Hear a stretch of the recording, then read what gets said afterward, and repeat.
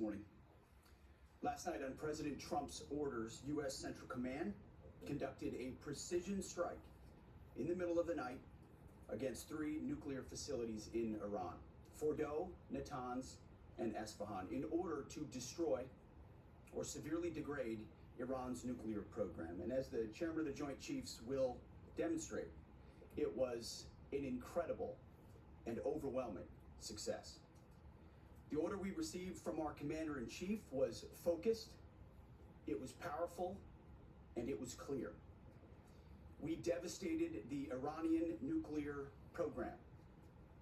But it's worth noting the operation did not target Iranian troops or the Iranian people.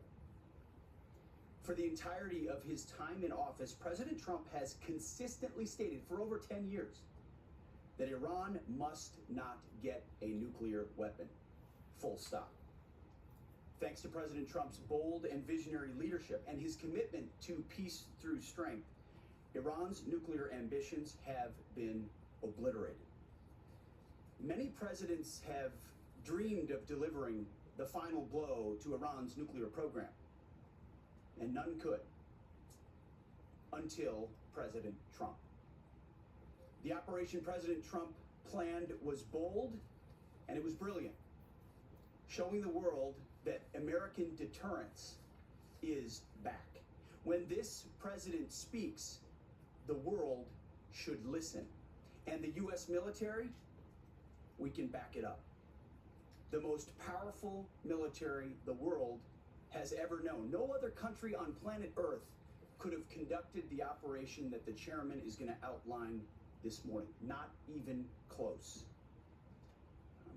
Just like Soleimani found out in the first term, Iran found out when POTUS says 60 days that he seeks peace and negotiation, he means 60 days of peace and negotiation. Otherwise, that nuclear program, that nuclear capability will not exist. He meant it. This is not the previous administration. The President Trump said no nukes. He seeks peace, and Iran should take that path. He sent out a truth last night saying this: any retaliation by Iran against the United States of America will be met with force far greater than what was witnessed tonight. Signed, the President of the United States, Donald J. Trump. Iran would be smart to heed those words. He's said it before, and he means it. I want to give recognition to the Chairman of the Joint Chiefs of Staff, the Joint Staff, General Eric Kurilla at CENTCOM, who did a phenomenal job, he and his staff, all of CENTCOM.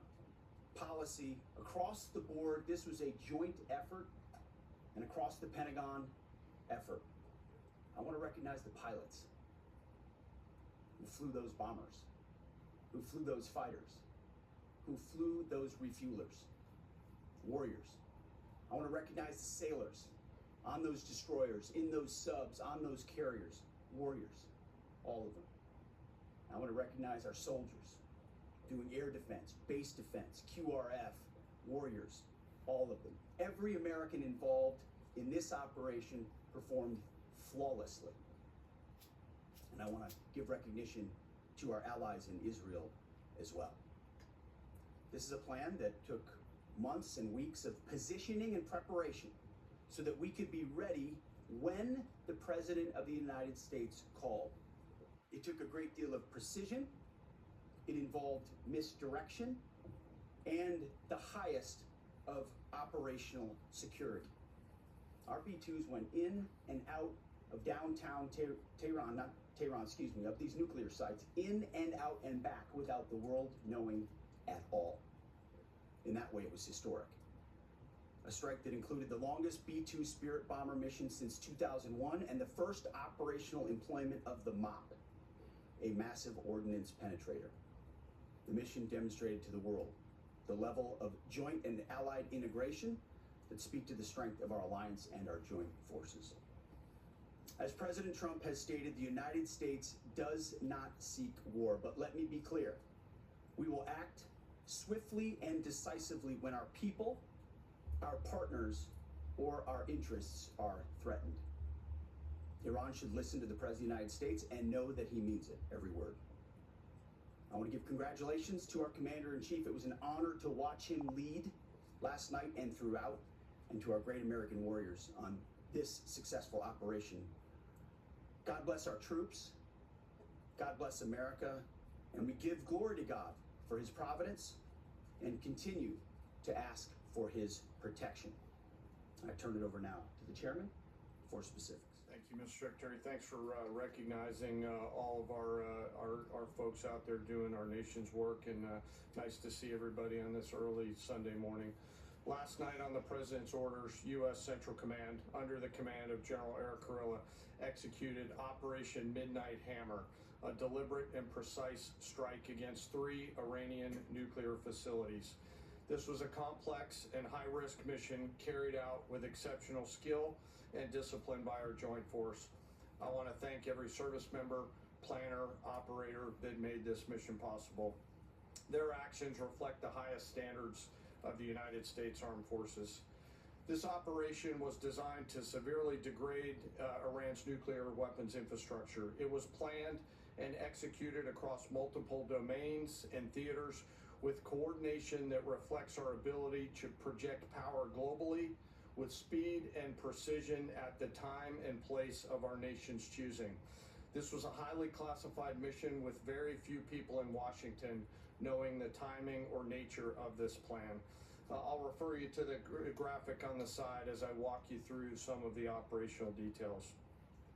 At midnight Friday into Saturday morning, a large B-2 strike package comprised of bombers launched from the continental United States.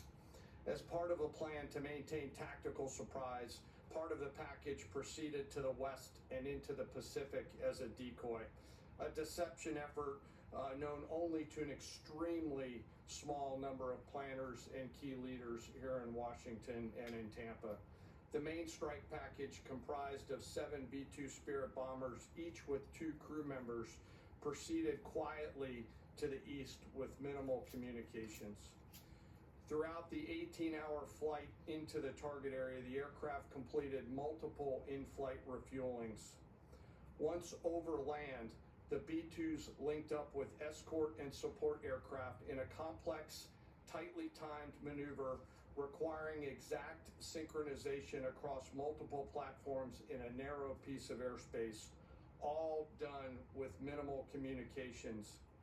This type of integration is exactly what our joint force does better than anyone else in the world. At approximately 5 p.m. Eastern Standard Time last night, and just prior to the strike package entering Iran, a U.S. submarine in the Central Command area of responsibility launched more than 24 Tomahawk land attack cruise missiles against key surface infrastructure targets at Esfahan.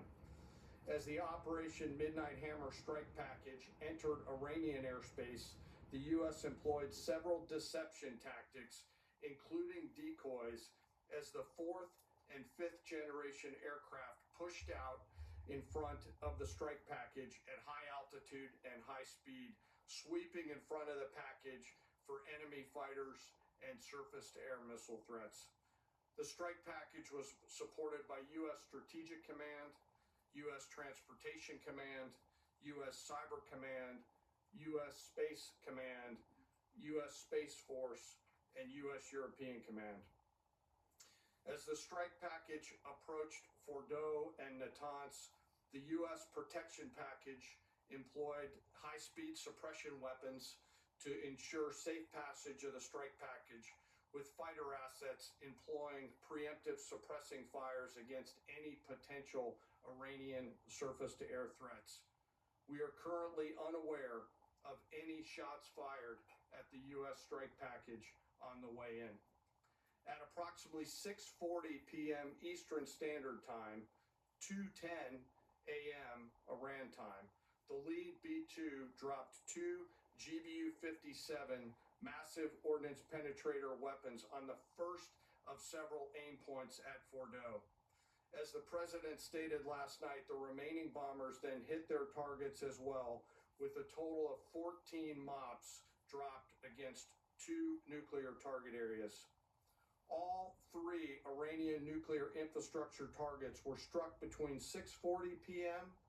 and 7:05 p.m.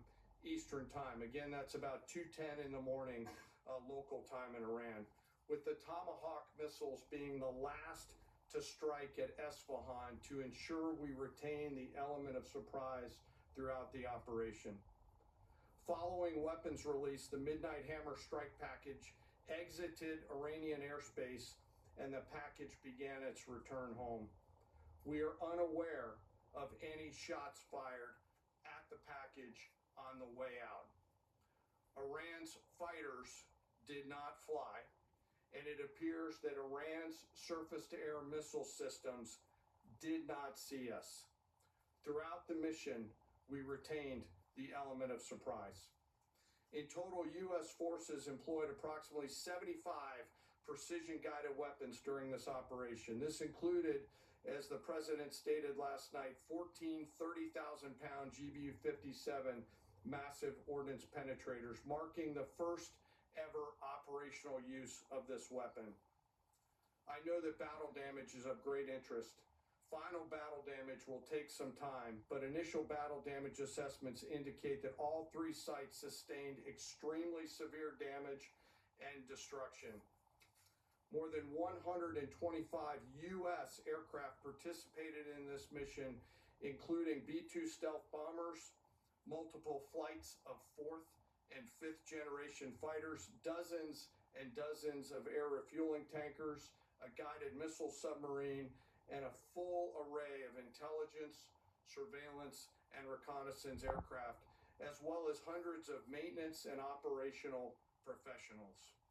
As the Secretary said, this was the largest B-2 operational strike in U.S. history and the second longest B-2 mission ever flown, exceeded only by those in the days following. Well prior to the strike, General Kurilla elevated force protection measures across the region, especially in Iraq, Syria, and the Gulf.